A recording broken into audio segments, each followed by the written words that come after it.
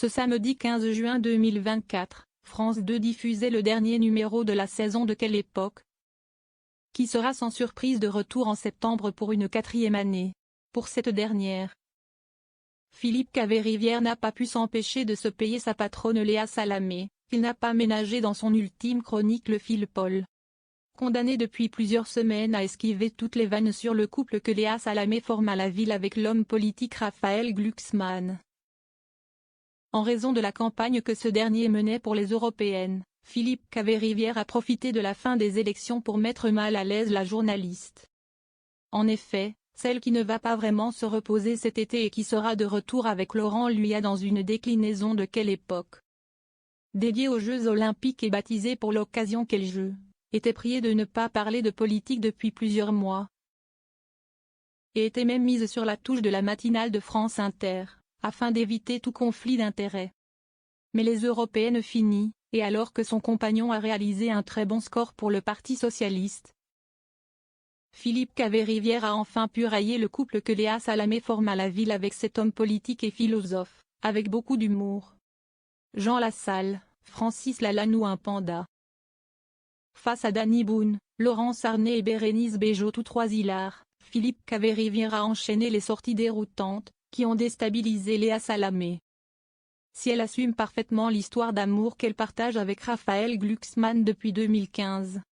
Ils ont ensemble un fils prénommé Gabriel et qui a récemment fêté ses 7 printemps. Léa Salamé était toutefois soumise à un silence de plomb depuis plusieurs mois. Un silence auquel Philippe Caverivière a mis fin, en s'y donnant à cœur joie.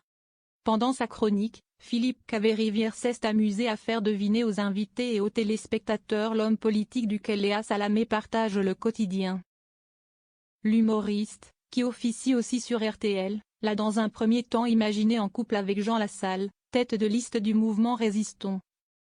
Puis du chanteur et homme politique Francis Lalanne, qui n'a recueilli que 0,02% des suffrages exprimés. Léa Salamé, un coup de foudre au rayon lait végétal. L'humoriste n'a pas hésité à railler les combats de Raphaël Glucksmann, et à enchaîner des blagues très osées. Raphaël Glucksmann, je ne sais pas comment on dit. Pour qui, elle a eu un coup de foudre au rayon lait végétal, lait de soja, lait d'amande. Du Naturalia de Canal Saint-Martin car je cite Léa, les hommes en Birkenstock, si est-il trop sexy, si bien sûr, ils sont assidus à la pédicure. Et Léa Salamé de le menacer, avec humour, à cause de cette photo. Je ne vous garde pas la semaine prochaine, ça fait 2 mois qu'il était interdit, qu'il n'avait pas le droit d'en parler, donc là, il se venge.